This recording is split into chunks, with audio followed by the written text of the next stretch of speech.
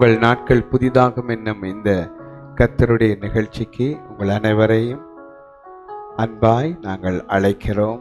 தேவன் நல்லவர். அவரில் நம்பிக்கையா இருக்கிறவர்களுக்கு அவர் நிச்சயமாய் ஒரு ஆறுதலை தருவார், ஒரு அற்புதத்தை செய்வார். இன்றைய நாளில் உங்களுக்காய் ஒரு வேத வசனத்தை வாசித்து பிரார்த்தனை செய்ய விரும்புகிறேன். நீங்களும் என்னோடு இணைந்திருந்து இந்த வேத வசனத்தை கேளுங்கள், பாருங்கள். இந்த வேத வசனம் மனிதனால் கொடுக்கப்பட்டதல்ல, பரலோகத்தில் இருக்கிற தேவனால் பூமிக்கு அனுப்பப்பட்ட வார்த்தை. இன்றைய நாளில் அது உங்களுக்காய் உங்களை நோக்கி வருகிறது. அதை விசுவாசியுங்கள், அதை ஏற்றுக்கொள்ளுங்கள். அப்பொழுது உங்களோட வாழ்க்கையில் ஒரு அற்புதத்தை நீங்கள் காண்பீர்கள். சங்கீதம் 142 அதிகாரம் 4 வலது புறமாய் கண்ணோக்கி பாரும், என்னை அறிவார் ஒருவரும் இல்லை.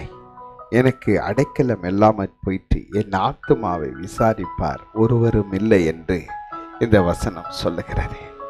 என்னை விசாரிக்க ஒருவரும் இல்லை. சாப்பிட்டீங்களா என்று கேட்க எனக்கு யாரும் இல்லை.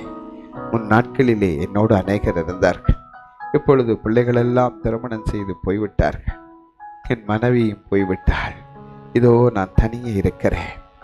என் அருகில் ஒருத்தரும் இல்லை. என் வலது பக்கத்தை பாருங்க, ஒருவரும் இல்லை. என் அறிவார் யாரும் இல்லை. எனக்கு என்ன நடக்கிறது என்று தெரியவில்லை. என் ஆத்துமாவை விசாரிப்பார் ஒருவரும் இல்லாமல் இருக்கிறது என்று புலம்புகிறார்கள் இந்த உலகத்திலே மக்கள்.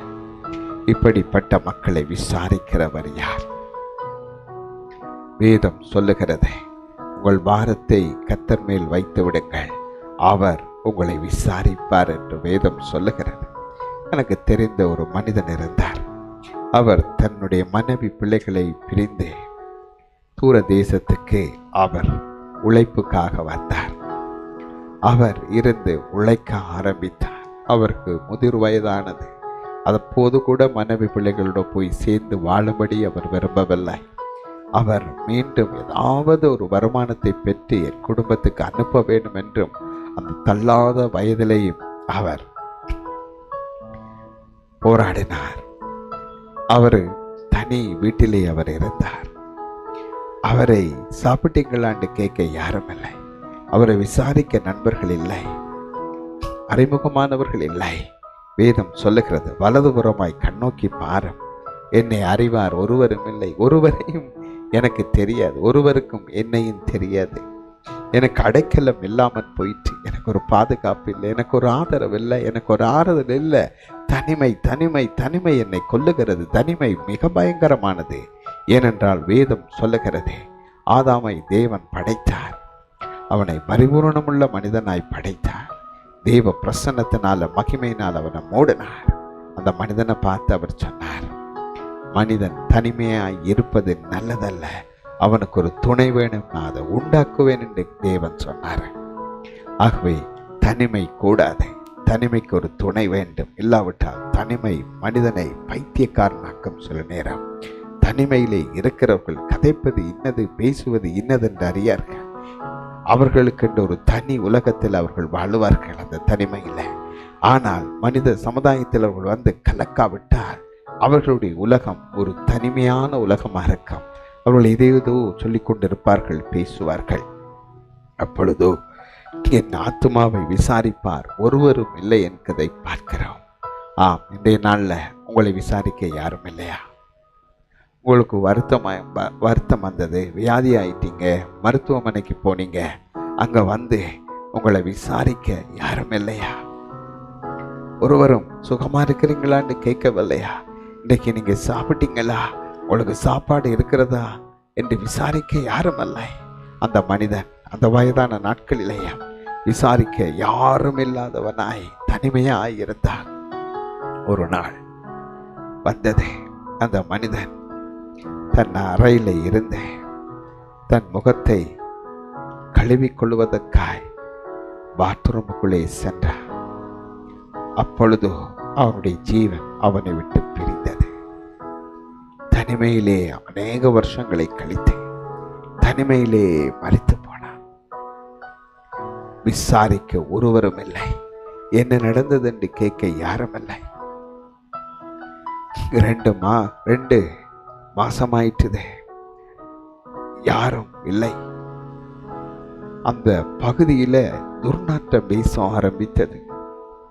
அதன் நிமித்தம் சிலர் போலீசாருக்கு தகவல் கொடுத்தார்கள். அவர்கள் வந்து பார்த்தால் துர்நாற்றம் அதிகமாய் வீசிக்கொண்டிருக்கிறது. அவர்கள் கதவை உடைத்து உள்ளே பார்த்தால் அந்த மனிதனுடைய சரீரம் அழுகி நாற்றமடித்து மிக பரிதாபமாயிருந்தது. விசாரிக்க யாருமில்லை. தனிமை. மரணமும் அதற்குள்ளே வரும்போது மரித்த பிற்பாடும் அவனை விசாரிக்க யாருமில்லை. அப்படிப்பட்ட ஒரு பரிதாபமான நிலை. இயேசு சொன்னார், வருத்தப்பட்டு பாரம் சுமக்கிறவர்களே, நீங்கள் எல்லாரும் என்னிடத்தில் வாருங்கள், நான் உங்களுக்கு இளைப்பாறுதல் தருவேன் என்று. அந்த மனிதன் இயேசுவிடம் வந்தால், யாராவது ஒரு மனிதனா இருக்கலாம், மனுஷியா இருக்கலாம், தனிமையாக இருக்கிறவர்கள், என்னை விசாரிக்க யாரும் இல்லை என்று சொல்லுகிறவருடைய முடிவு இப்படித்தானே இருக்கிறது. ஆகவே இயேசுவிடம் வாருங்கள். இயேசு உங்களை விசாரிக்கிறவர் என்று வேதம் சொல்லுகிறது. அவர் உங்களை விசாரிப்பார். உங்களுடைய சுகத்தை விசாரிக்கிறவர் மாத்திரமல்ல, உங்களை சுகமாக்கிறவரும் அவர். உங்களுடைய பலவீனத்தை விசாரிக்கிறவர் மாத்திரமல்ல, உங்களை பலப்படுத்துகிறவரும் அவர். உங்களுக்கு ஆறுதல் செய்கிறவரும் அவர். அவர் உங்களுக்கு உதவி செய்கிற தேவன். ஆதலால் இந்த இயேசு இந்த உலகத்திலே வந்தார். தனிமையாய் இருக்கிறவர்களுக்கு, யாரும் என்னை விசாரிக்கையிலே என்று புலம்புற மக்களே, ஏன் புலம்புகிறீர்கள்? மனித அன்பை ஏன் தேடுகிறீர்கள்? மனித அன்பு ஒரு நாள் உங்களை ஏமாற்றும். ஆனால் இயேசுவின் அன்பு, மாறாத அன்பு, ஒருபோதும் உங்களை ஏமாற்றாது. அந்த அன்பு தெய்வீக அன்பு. அந்த அன்பு சகலத்தை தாங்கும், சகிக்கும், சுமக்கும். உங்களை விசாரிக்கிற அன்பு. உங்களை எட்டி பார்க்கிற ஒரு மனுஷனுடைய அன்பு கிடையாது. உங்களோடு வந்து, உங்களோடு வாழ்ந்து, உங்களோடு கூட இருந்து, உங்களுடைய ஒவ்வொரு காரியங்களையும் உங்களை சுமந்து தாங்கி செல்லுகிற அன்பது. இயேசு உங்களோட வாழ்க்கையில இருந்தா நீங்க தனிமையா இருக்கிறீங்கன்றது உங்களுக்கு தெரியவே தெரியாது. ஒரு முறை ஒரு வயதான தாத்தா தனிமையாய் வீட்டிலே இருந்தார். அப்பொழுது இந்த மனிதனை பார்த்து அநேகர் பரிதாபப்படுவதுண்டு. அவருக்கு கூன் விழுந்து அவரால் நிமிர்ந்து பார்க்க முடியாத அளவு வயதாயிட்டார். நல்ல முதிர் வயது.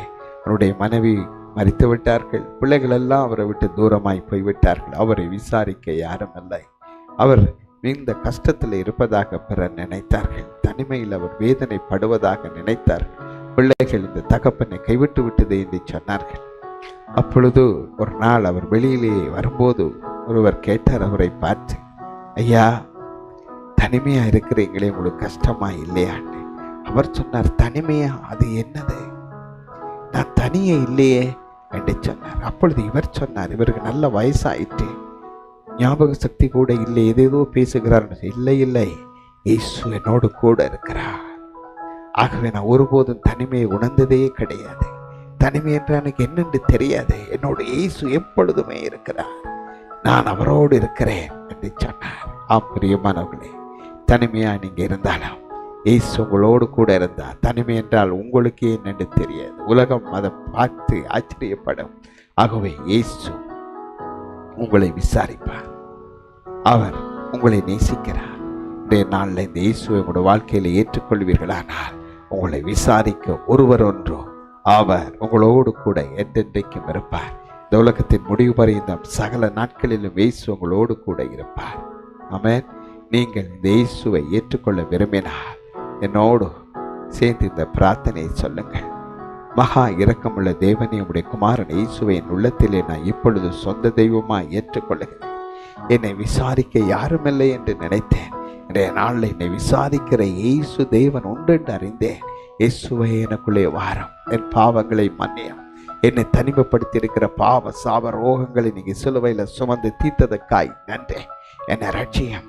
என்னை உம்முடைய இரத்தத்தினால கழுவி நீதிமானாக்கி எனக்கு நித்திய ஜீவனை தாருமாண்டவரே. நீர் என்னோடு கூட இரு. ஒருபோது நான் உம்மை விடமாட்டேன். நீர் என்னோடு கூட இரு. என்னை விசாரிக்கிறவரே, உமக்கு நன்றி என்று இயேசுவின் நாமத்தினாலே ஜெபிக்கிறோம் பிதாவே, ஆமேன் என்று சொல்லுங்கள். அவ்வளவு போதும். இயேசு கூட வருவார். தனிமை என்றால் உங்களுக்கு இனி என்னென்றே தெரியாது. உங்களோட வாழ்க்கை முற்றிலும் மாறும். இயேசு உங்களை விசாரிப்பார். ஆமென். பிரியமானவர்களே, இயேசு உங்களை விசாரிக்கும்படி வந்துட்டார். இப்ப வீட்டில் இனி தனிமைக்கும் உங்களுக்கும் எந்த தொடர்பும் கிடையாது. தனிமையை பார்த்து பாய் பாய் என்று சொல்லி ஆண்டவருக்கு நன்றி சொல்லுங்கள்.